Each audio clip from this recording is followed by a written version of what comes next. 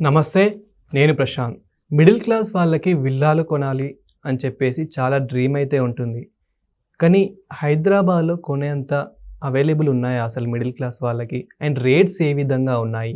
ఎక్కడెక్కడ కొంటే బాగుంటుంది? అనే విషయాలైతే తెలుసుకుందాము. దీని గురించి అయితే మాట్లాడేందుకు ప్రస్తుతం మనతో పాటు real estate expert, legendary award winner doctor Nandi Rameshwara Rao గారు ఉన్నారు. నమస్తే అండి. నమస్తే. సార్, మిడిల్ క్లాస్ వాళ్ళు విల్లాలు తీసుకోవాలి అంటే ఎక్కడ తీసుకుంటే బాగుంటుంది? అసలు మిడిల్ క్లాస్ వాళ్ళు కొనేలాగా అవైలబుల్ ఉన్నాయా? మెయిన్గా జిహెచ్ఎంసీ ఏరియాలో కష్టం. ఎందుకంటే ఆల్రెడీ రేట్స్ బాగా, ల్యాండ్ రేట్స్ చూసుకుంటే 1,00,000, 2,00,000, 3,00,000 వరకు ఉన్నాయి. కాబట్టి బిర్లా కావాలనుకుంటే జనరల్గా 3 బెడ్రూమ్ వస్తుంది. G+1 కానీ G+2 కానీ నెంబర్ ఆఫ్ ఫ్లోర్స్ బట్టి స్క్వేర్ ఫీట్ బట్టి రేట్ ఉంటుంది. మినిమం అంటే 160, 170 స్క్వేర్ యార్డ్స్ కూడా విల్లా కట్టేస్తున్నారు G+1. సో తక్కువ స్క్వేర్ ఫీట్ వస్తుంది. రూమ్స్ మాత్రం చిన్నగా ఉంటాయి. ఇప్పుడు ఈ రూమ్ వేరు, మీ దగ్గర అలాగ రూమ్స్ ఉన్నాయి. సో విల్లా కొనుక్కోవాలంటే డెఫినెట్గా సిటీలో అయితే సాధ్యం కాదు.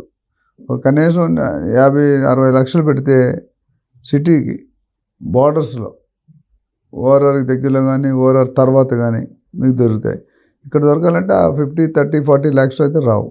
లేకపోతే కొన్ని మాస్ ఏరియాస్ ఉంటాయి, నాలాలు ఉన్నవి, గ్రేవ్యార్డ్లు ఉన్నవి, కొన్ని యాక్సెప్ట్ కానీ ఉన్నాయన్నప్పుడు మనం ఉండలేము అక్కడ.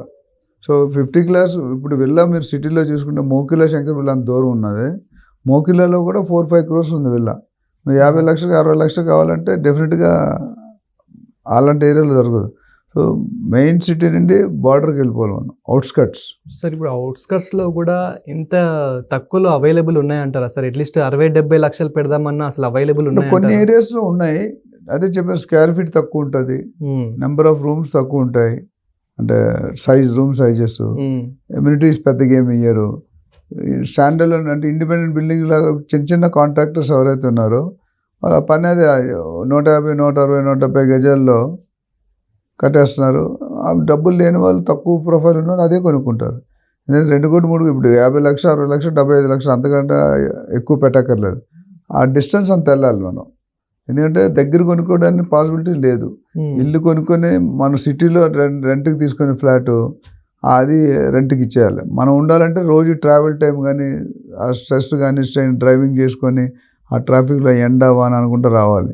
ఇట్ ఆల్ డిపెండ్స్ అపాన్ ఆయన దగ్గర ఎంత ఉంది, ఆయనకి లోన్ ఎంత వస్తుంది, ఆ ఫ్యామిలీ ఎంతమంది ఉంటారు. కొంతమంది వైఫ్ అండ్ హస్బెండ్ ఉంటారు. Most of the families, especially establish families అనేవాళ్ళు పిల్లలందరూ అమెరికా, సింగపూర్, దుబాయ్ అట్లా సెటిల్ అయిపోతున్నారు.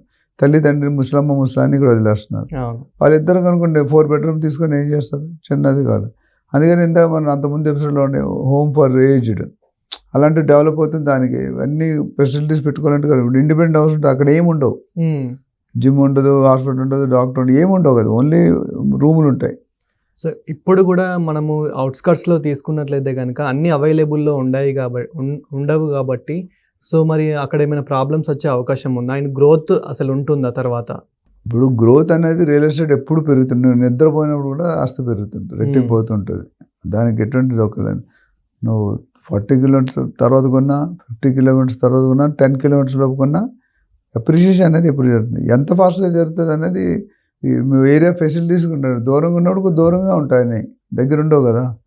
కొన్ని గేటెడ్ కమ్యూనిటీలు ఏంటంటే, ఇప్పుడు నాకు యాపరాల్ అని ఒక ప్లేస్ ఉంది సెకండ్ వార్డ్ దగ్గర. యాపరాల్లో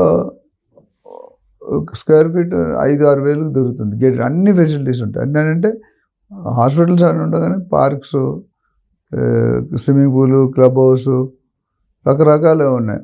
ఫుల్ గేటెడ్ కమ్యూనిటీ కావాలంటే కొన్ని ఇస్తారు కానీ అన్ని కమ్యూనిటీలు అన్ని ఫెసిలిటీస్ ఇవ్వరు. ఎమ్యూనిటీస్ కన్నా 10 లక్షలు, 15 లక్షలు, 20 లక్షలు ఛార్జ్ చేస్తున్నారు. పెద్ద 2-3 ఇప్పుడు మై హోమ్ పెద్ద ఉన్నాయి. అపర్ణ, ఆదిత్య వీళ్ళందరూ కూడా branded builders, established builders. So వాళ్ళకి ఇప్పుడు స్టార్ట్ చేశారు. సిటీలో అయితే మామూలు gym, swimming pool, club house ఇస్తారు. దూరంగా వెళ్ళారనుకుంటే 50-100 ఎకరాల ప్రాజెక్టులో ఇవన్నీ ఇవ్వడానికి కొన్ని IGBC బిల్డింగ్స్ ఉన్నాయి, ఇండియన్ గ్రీన్ బిల్డింగ్ కౌన్సిల్. వాళ్ళైతే కొన్ని ఈ కండిషన్ అన్నీ ఉండాలి. Nurse room, doctor room, beauty parlour, spa, library, sports stadium ఇవన్నీ కూడా ఉంటాయి. అలాంటప్పుడు క్లినిక్ అంటే నార్మల్ ఎమర్జెన్సీ క్లినిక్స్ ఉంటాయి. హాస్పిటల్ పెట్టడం అంత ఈజీ కాదు కదా. కాదు ఇప్పుడు బంజారా జూబ్లీ గేటెడ్ కమ్యూనిటీ రావు, ఎందుకంటే అంత ల్యాండ్ ఉండదు మనకు, అవును. ఎకరాల్లో దొరకదు. It is only square yards. Sir ఇంకొకటి విల్లాస్ అన్నీ ఒకేసారి కట్టి అమ్ముతూ ఉంటారు కాబట్టి ఈ విల్లా మంచి బ్రాండెడ్గా స్ట్రాంగ్గా ఉంది అని ఎలా తెలుసుకోవాలి? అంటే బిల్డర్ బ్యాక్గ్రౌండ్ చెక్ చేసుకోవాలి మీరు. బిల్డర్ ఎటువంటి, ఇప్పుడు మీకు 20 రూపాయలు 30 రూపాయలకి ఇడ్లీ వస్తుంది ప్లేటు. అవును. మామూలు చిన్న నెక్స్ట్ లెవెల్ హోటల్స్కి వెళ్ళాం అనుకోండి 100, 200, 100-150 ఉంది. ఇంకా నెక్స్ట్ స్టార్ రేట్కి వెళ్ళాం 200, 300, 400 ఉంటుంది. ఇడ్లీ అంతే, ఇడ్లీ మినపప్పుతోనే చేస్తారు కానీ రేట్ యాంబియన్స్ మారుతుంది. సో బిల్డర్ రెప్యుటేషన్ బట్టి, ఇప్పుడు బాటా ఉందన్న, బాటా ఐడెంటిటీ, బాటా ఎప్పుడు కూడా కాస్ట్లీ ఉంటుంది. లోకల్ కంపెనీస్కి వెళ్ళడానికి కాస్ట్ తక్కువ ఉంటుంది 50%. అట్లా ఇప్పుడు మన హార్డ్వేర్ కానీ, టాయిలెట్ యూజ్ కమోడ్స్ కానీ, వాష్ బేసిన్స్ కానీ, అవన్నీ ఎట్లా ఉంటాయి, లోకల్ మేక్ అనేది 50 రూపాయలు ఉంటే బ్రాండెడ్ మేక్ 100 రూపాయలు ఉంటుంది. సో మీరు పిండి కొలిది రొట్టి, మీరు ఏవైతే విల్లాస్ కొనుక్కుంటున్నారో అది ఫస్ట్ టైం చేస్తున్నారంటే మీరు ఆలోచించాలి. ఆల్రెడీ 4-5 ప్రాజెక్ట్ చేసి అనుభవం వేరే ఉంటుంది. సో బిల్డర్ రెప్యుటేషను, పర్మిషన్స్ ఇవన్నీ తీసుకున్నట్టు కాస్ట్ ఉంటుంది. మీకు కమ్యూనిటీస్ అంటే కొంతమంది ఇస్తారంటారు, ఇవ్వరు. అవును. కొంతమంది ఇచ్చినా వాడుకోరు. సో 2 డిఫరెంట్ కోణాలు. సో మనం కొనుక్కునేటప్పుడు మనం అంతకుముందు మనం ఏమేమి డాక్యుమెంట్ చెక్ చేయాలి, ఏమేమి పారామీటర్స్ చెక్ చేయాలి. ఇప్పుడు ఏప్రిల్ అనేది ఒకప్పుడే చాలా దూరం, ఇప్పుడు ఏప్రిల్ అనేది రోజు అప్ అండ్ డౌన్ చేస్తారు మనుషులు. నేను ఒక బిల్డర్ చూశాను, ఆ బిల్డర్ వరుసగా వందల అపార్ట్మెంట్ కడుతున్నాడు. అది స్టార్ట్ చేసినప్పుడు 1800, 2000 స్టార్ట్ చేశాడు. ఈరోజు 6000, 5500 అయింది. ఇంకా కొన్ని రోజులు పోతే 10,000 అవుతుంది. ఇప్పుడు జాగా లేదు కదా మార్కెట్లో. ఇండియాలో వరల్డ్లో కూడా ల్యాండ్ ఎప్పుడు పెరగదు, యూజర్స్ పెరుగుతున్నారు, అందుకని రేట్లు పెరుగుతున్నాయి. అంతకుముందు 100 ప్రాపర్టీ ఉంటే కొనేవాడు ఒకడు ఉండేవాడు, ఒక్క ప్రాపర్టీకి 100 మంది వేస్తున్నారు. దానివల్ల డిమాండ్ పెరుగుతుంది. ఎక్కడ డిమాండ్ సప్లై గ్యాప్, డిమాండ్ ఎక్కడైతే ఎక్కువ ఉందో సప్లై తక్కువ ఉందో రేట్లు ఎక్కువ ఉంటాయి. ఇంతకుముందు అసలు గ్రౌండ్ ఫ్లోర్ సింప్లెక్స్ అని కొనేవారు, ఇప్పుడు గ్రౌండ్ ఫ్లోర్ ఎవరు కొనట్టు భయపడుతున్నారు. సెక్యూరిటీ కానీ, దొంగలు కానీ, కుక్కలు కానీ, వాట్ ఎవర్ అన్నీ ఇన్సెక్యూర్.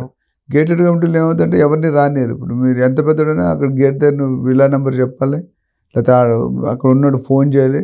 అవుట్ సైడర్స్ అలౌ చేయరు. పార్కింగ్ కూడా బయట పెట్టిస్తారు, కొంతమంది విజిటర్ పార్క్ సపరేట్ ఉంటుంది. సో ఇలాంటివన్నీ చూసుకుని ఆల్ డిపెండ్స్ అపాన్ బిల్డర్ తాలూకా క్రెడెన్షియల్స్, క్రెడిబిలిటీ. సో దాన్ని బట్టి చూసుకొని వాళ్ళు కొనుక్కోవాలి. బెటర్ ఏంటంటే వాళ్ళు తెలియపోయినప్పుడు ఆల్వేస్ నేను చెప్తున్నాను, ప్రీ లాంచ్లో కొనకూడదు, పర్మిషన్స్ ఉన్నవే కొనుక్కోవాలి. రెండోది, మీరు స్వతహాగా అనుభవం లేకపోతే ఒక రియల్ ఎస్టేట్ ప్రొఫెషనల్ ఏజెంట్ని అపాయింట్ చేసుకోండి. నేనున్నాను, నాలుగు చాలామంది ఉన్నారు.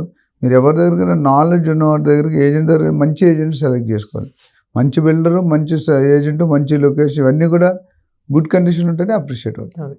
సో మీకు కూడా ఏదైనా కావాలనుకుంటే కనుక సార్ది అయితే నెంబర్ అండ్ పూర్తి డీటెయిల్స్ స్క్రీన్ మీద వస్తూ ఉంటాయి, ఒకసారి కాంటాక్ట్ అవ్వండి. సార్ది అయితే సజెషన్ తీసుకోండి. Thank you sir. Thank you.